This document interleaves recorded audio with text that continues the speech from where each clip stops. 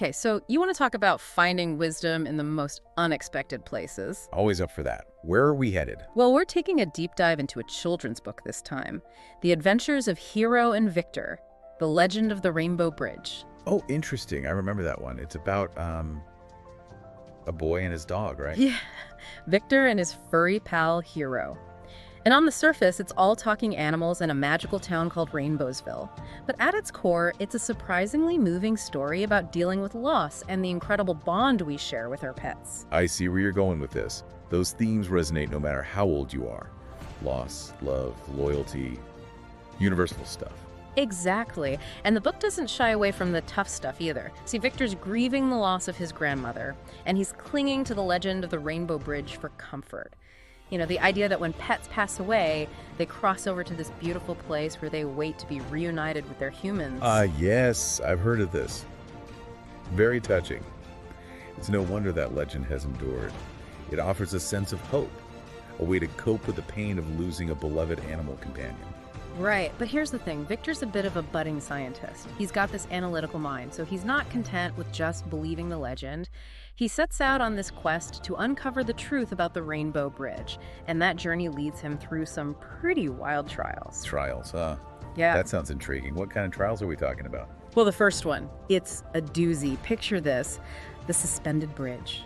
It's this massive bridge held up by hot air balloons. Talk about a test of faith, right? Wow, just imagining that. So Victor has to literally take a leap of faith. I'm guessing it's not just about overcoming a fear of heights, though. There's got to be a deeper meaning here. Oh, absolutely. You hit the nail on the head. On the surface, it's about conquering this physical challenge, this fear of falling. But it's more than that. It's about trusting in something bigger than yourself, having faith in the strength of his bond with Hiro. It's interesting how the author uses this fantastical scenario, this bridge in the sky, to symbolize something so relatable. That feeling of taking a risk, of stepping into the unknown, and the importance of having someone there to support you. And they need that support because once they make it across, no time for rest. Next up, they encounter the magnificent silver tree. And this is where things take a really interesting turn. The silver tree. Okay, you piqued my curiosity. What's so special about this tree? Oh, it's not about physical strength this time. It's about something much deeper. The silver tree, it's like a living memory bank. As Victor and Hiro approach it, they start to see images, hear voices. It's like they're reliving precious moments from Victor's life, particularly those shared with his grandmother. Wow, so it's about the power of memories, the way they shape us, the comfort they can offer, even in the face of loss. That's a powerful message, especially in a story for children. Right. It's a reminder that even when someone we love is gone, they live on in our hearts, in the stories we tell, in those shared moments that we cherish. And the book does such a beautiful job of conveying the bittersweet joy of those memories. It's like each one is a little treasure that we carry with us.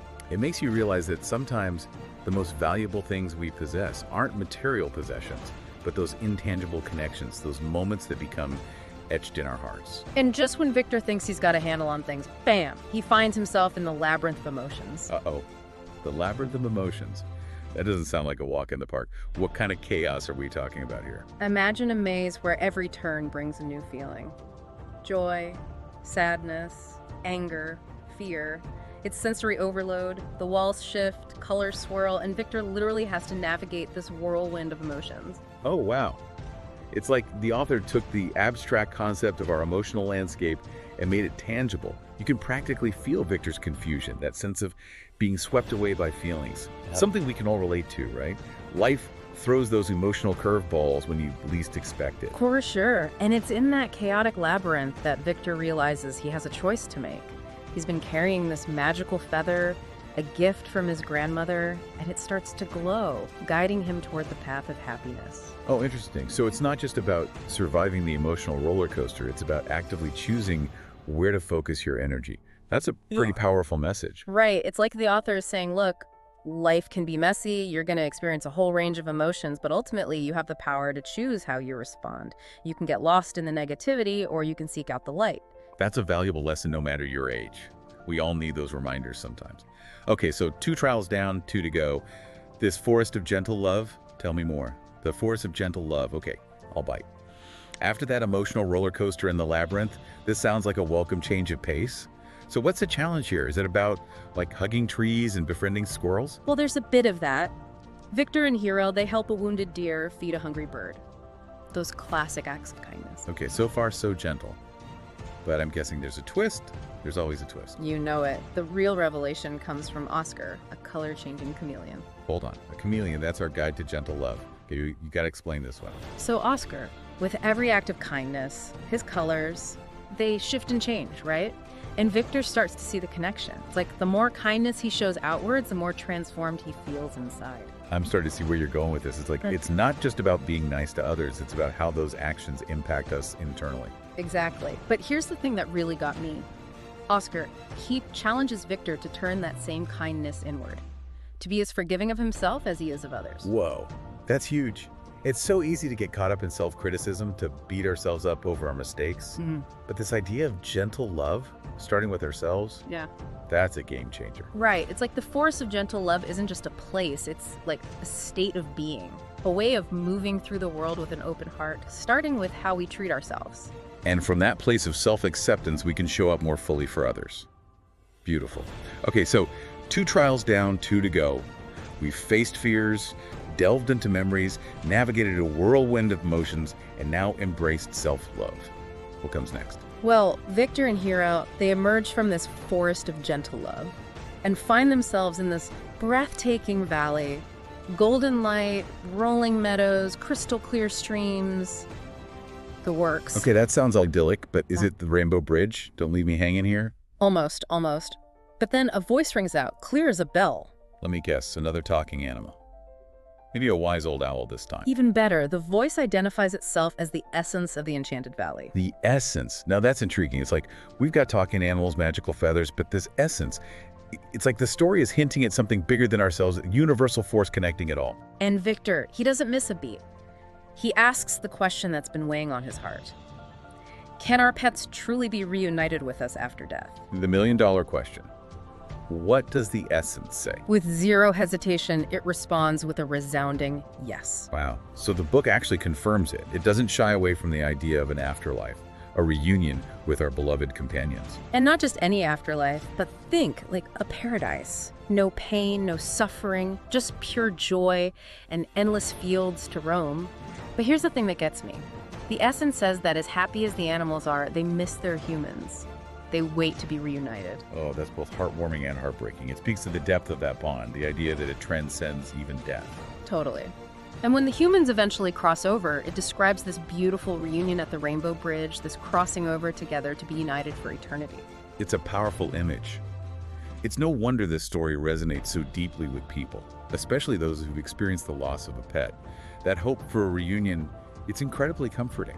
Absolutely. But hold on, there's a twist. The next thing Victor knows, he's waking up in his bed, back in Rainbowsville. Oh, wait, what? So was it all a dream? Not exactly, because nestled in his hand is Grandma Ninny's feather.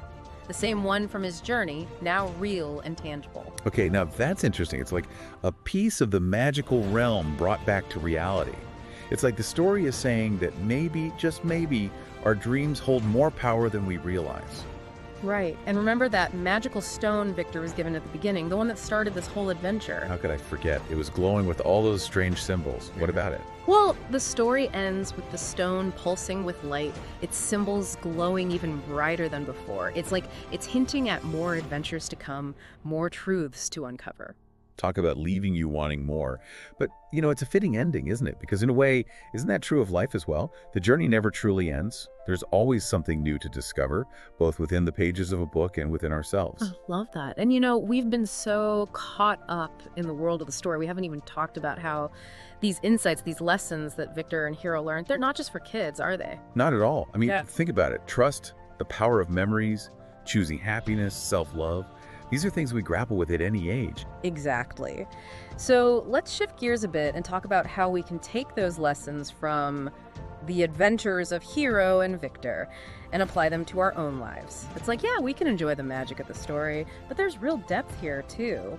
Each of those trials Victor went through, it's like a little lesson wrapped up in a fantastical package. Totally. It's like the author took those big life questions we all face, like fear and loss, and made them digestible, even fun to think about. Right. Like, take that suspended bridge, for instance. On the surface, it's all about overcoming a fear of heights, right? But underneath that, it's about trust. Having faith in yourself, sure, but also in the people you love, even when things feel shaky. It's a good reminder that we don't always have to be so self-reliant. Like, it's okay to lean on someone else sometimes and say, hey, I'm scared. Can you hold my hand through this? Absolutely. And then that silver tree, man, that one really hit me in the feels. It makes you think about your own life, you know? Those memories, those moments that make you smile even years later, those are the things worth holding on to. Absolutely. And it's like those memories, they connect us to the people we love, even when they're not physically there. Yeah. It's how we keep their spirit alive, you know? Yeah. Sharing stories, laughing about inside jokes, it's all part of honoring those connections. So well said. And speaking of powerful emotions, can we talk about that labyrinth of emotions for a minute? Because, whoa, that felt a little too real at times. I know, right? It's like, who hasn't felt that sense of being completely overwhelmed by everything life throws at you? It's like you're just caught in this whirlwind of feelings and you don't know which way is up. Exactly. But what I love is that Victor, he figures out he has a choice. He can let those emotions control him, or he can choose where to focus his energy, and that magical feather guiding him toward happiness. It's like a symbol of that inner strength we all have to seek out the good. It's a great reminder that even when things feel chaotic, we're not powerless. We have more control over our thoughts and reactions than we sometimes realize. It's about making a conscious effort to choose joy even when it feels difficult. And then the forest of gentle love. I feel like that's where it all comes together. That concept of gentle love, it's so simple, yet so profound. And like you said earlier, it has to start with how we treat ourselves. Right. Like, we're so quick to judge ourselves, to dwell on our mistakes. But imagine what would happen if we extended that same kindness inward, you know? If we treated ourselves with the same compassion and understanding that we offer to others. It would be revolutionary. And think about how that would ripple outwards, impacting our relationships, our communities, even the world at large. It all starts with that inner shift, that choice to lead with gentle love. So well said. And you know, what's amazing about this book, even though it's centered around losing a pet, these lessons, they apply to so much more. They're about navigating the ups and downs of life, period. Love, loss, connection. It's all in there. It's a reminder that no matter what challenges we're facing, we're not alone. Yeah. And that even in the darkest of times, there's always hope, always something to hold on to. So beautifully put. And you know, we started this deep dive thinking we were going to analyze a children's book, but honestly, I feel like we've uncovered some pretty profound truths here. Me too. Just goes to show wisdom can be found in the most unexpected places, even in a story about a boy and his dog on a quest to find the Rainbow Bridge. So to everyone listening, the next time you're feeling lost or uncertain, remember Victor and Hiro's journey. Remember the power of trust, the importance of cherishing memories, the courage to choose happiness, and above all, the transformative power of gentle love. It's been a pleasure diving deep with you. Until next time, keep exploring, keep questioning, and keep seeking out those unexpected sources of wisdom. You never know what you might discover.